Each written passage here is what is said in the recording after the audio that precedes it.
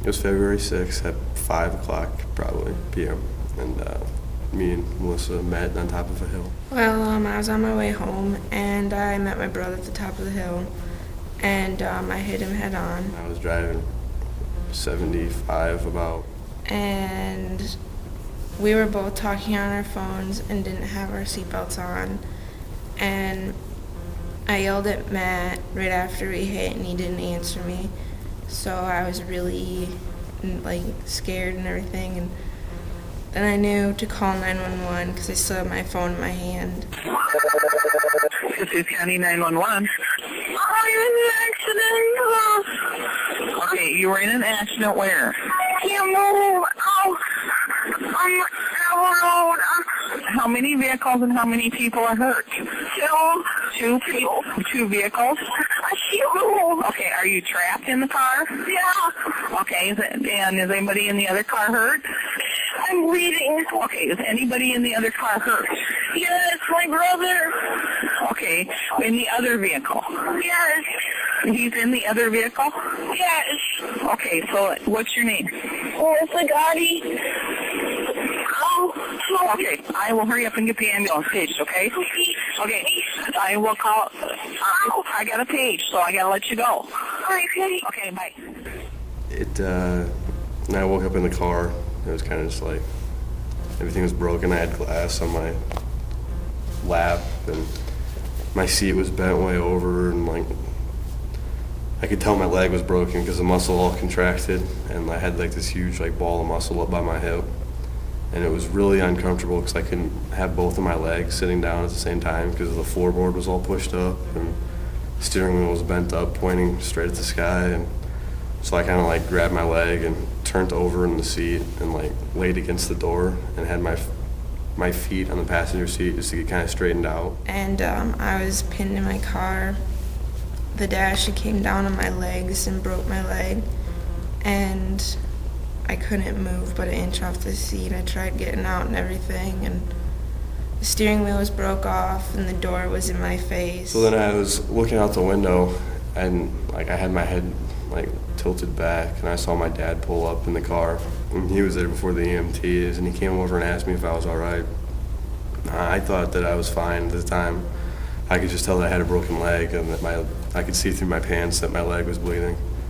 And but that's all that I thought was wrong with me. I couldn't tell anything else, and it didn't really even hurt at that time, sitting in the car. And then as soon as the EMTs got there, they called for the Jaws of Life to get me out, and they attempted to pick up the dash with a jack, and the jack got to the end, so then they set the dash back down on my legs and then put blocks under it and jack it up more. Then they cut the roof off and the beam that's right by my seat, and they put me on a backboard. They had to, almost carry me onto the backboard from the car. And then we got the hospital's 12 miles away, and we got 3 miles, and I thought we were there already. And then they told me, no, we got a ways to go yet. And I kept wanting to fall asleep, on the way there. They said it was because I lost so much blood that you just get tired, and I kept bobbing my head, and they sort of slapping me in the face, and they told me to stay with them. And I got to the hospital, and my mom called while I was laying in the hospital, and she's in South Dakota snowmobiling with my little brother. And I told her what happened and told her everything would be fine, that I thought everything was fine, thought that everything would be all right, and they were just going to take us to Rochester because we were all broken up and stuff. I remember having them take some x-rays, and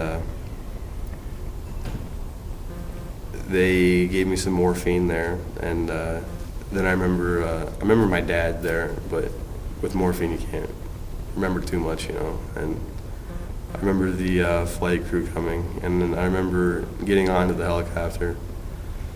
And that's about all I remember, maybe a minute of the helicopter, and that's all I remember for 10 days. I remember the whole ride up to Rochester until I got in the elevator, and then I don't remember for probably 3 or 4 days. Then when I woke up, Matt was still in a coma, and I still had a tube down my throat, and a chest tube. And they waited probably 2 or 3 days before I could go see Matt.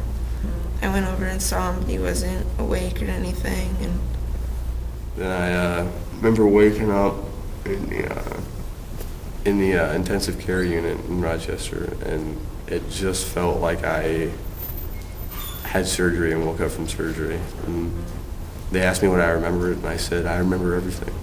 And they kind of looked at me funny, like, oh yeah?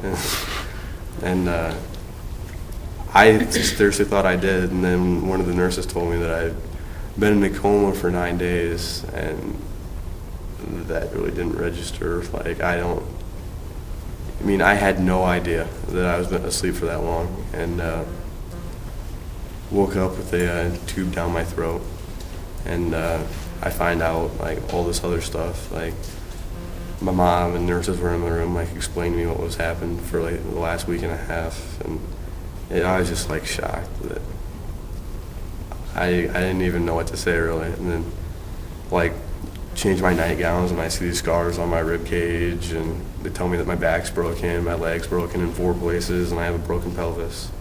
And they had to operate on all that because they couldn't do it while I was sleeping because my heart wasn't strong enough yet. And they told me my kidneys failed, and that I had a heart rate of 180 for 12 hours. And they just kept explaining to me how lucky I was. And it was hard to take in because I slept through it all. I got the tube out. I met Dr. Keith Allen. He's a resident, senior resident, and really liked that guy. He kept things like so natural and so real that he was just fun to be around. And after we were in intensive care for I think 2 weeks, I'm not sure, but then we moved to the pediatrics floor, and I was there for 3 or 4 days, and then they moved us to rehab. And in rehab we relearned to walk and use a wheelchair and all that. Started there, walking on crutches, lifting weights, and stuff like that. And I was just amazed at how much strength I lost, like, through those couple of weeks, because I was doing 10-pound dumbbells, and it was hard. And, like, it was just unreal. Like, it's all back now for the most part, but it was quite an experience. But we've kept in touch with a couple of the doctors, Dr. Allen, and my nurse, one of my nurses in intensive care, Josh. We've all kept in touch. Probably my nurse, Bree, touched me the most. She was there every day. Every day she stopped in, even if she didn't have me as a patient, she stopped in to see how we were doing. And then my doctors were great. Sims was a great doctor. In Botchin, she said that I had to get up, and that was probably one of the good things that I heard. Doctors were amazing. They were not just doctors, they were like friends, like, that knew a lot about the situation, but so everybody has just been great. Also, my nurse Julie in intensive care, she was with me for 5 to 6 days, is what I heard, but this is when I was in a coma. And then she took her 3 days off, and I asked for, like, younger male nurses, because it's nothing against any of the female nurses, but we just spend so much time together that I just found male nurses that are 25, around there, easier to talk to. And so I didn't see Julie again, and I didn't learn about her until after, I think it was in rehab, and she had a kid my age that was also named Matt, and she would get off work and she would just stay in intensive care, and my parents said she'd just stay by my bed holding my hand. And that's what I was talking about. Like, they're not just nurses, it's like a big family. They're not just doctors. It's like they like get so like personal with the patients, which is a great thing, I think, but it was just something that I didn't like really see like them doing, but they did. They're just all so friendly.